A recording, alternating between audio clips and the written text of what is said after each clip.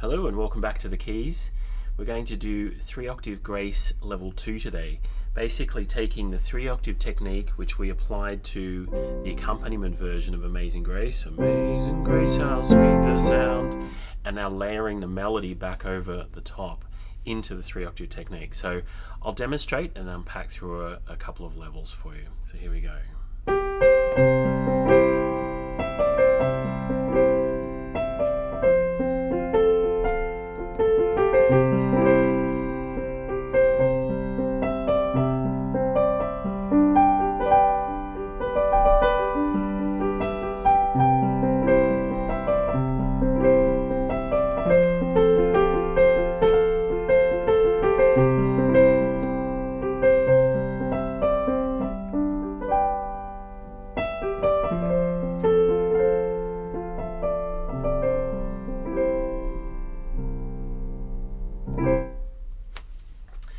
Okay, what do you need to take advantage of this video?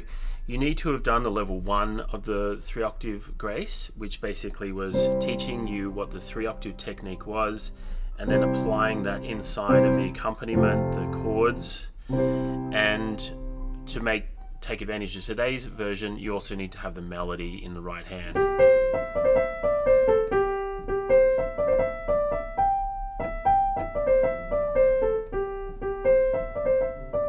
So that's what we need. And then what we're going to do is apply that in, and I'll do it at, say, 2 different levels for us. Level 1 is just fragmenting it in. Someone's on the piano at the front of my studio. You can hear them playing. So the first way to put it together is to fragment it in, and what we're going to do, instead of doing just a simple chord like this, we're going to be doing our left hand of the 3-octave technique. That's how we would put it together. So normally that's how we would put it together, with basic chord in the left hand.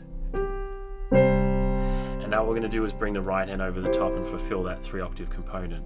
So the challenge here, other than getting 3-octave possibly stronger in your hands, is the ability now to weave backwards and forwards between melody, do the 3-octave technique and come back and be able to pick up where your location was. So that's probably the greater challenge here, is you might be able to play this reasonably confident, but can you play it, move the hand and then come back, pick it up, move the hand, move the hand, move the hand and come back and pick it up. So that's going to be part of the challenge here.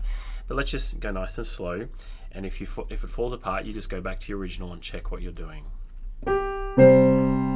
3-octave C, so you do both hands again.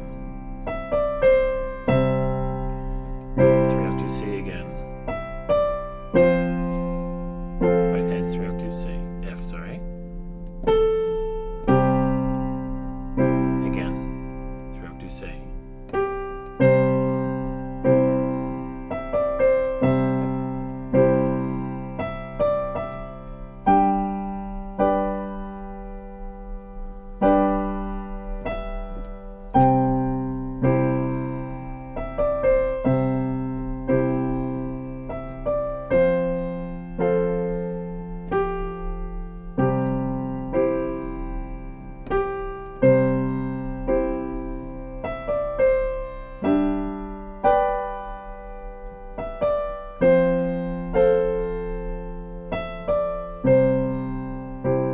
So that would be our first approach to putting this together.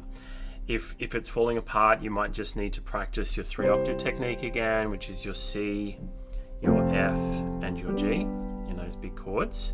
And then also practicing your melody out, just being clear on what your melody is, and then putting those components together. Then the right hand comes and fulfills that 3-octave C.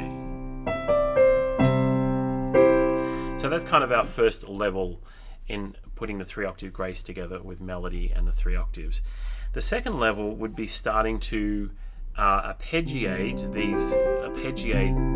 that big chord, and being a little bit more relaxed about how the melody comes together. So maybe adding a few extra notes in here and there.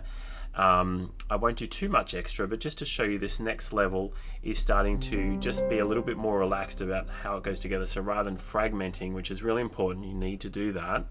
You need to learn how to do. You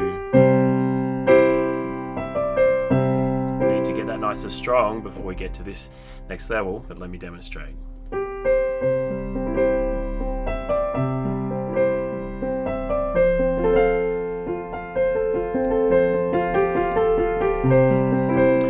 starting to take a little bit more license with the melody, adding a little extra note here and there. And you'll notice that the powerful thing is here that melody follows harmony quite often. So if I'm with this 3-octave technique, just by having my hands over the top of these positions, quite often I'm going to be able to just pick up the melody just because of where I am. And that's, again, the power of this technique. It's letting us play inside of these structures, and the melody follows harmony is a really groovy idea that supports that. And so I'll continue. You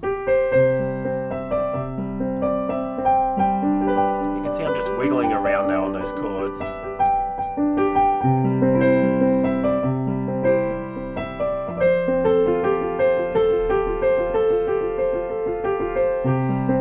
So just massaging the melodies out and rolling around on these harmonies.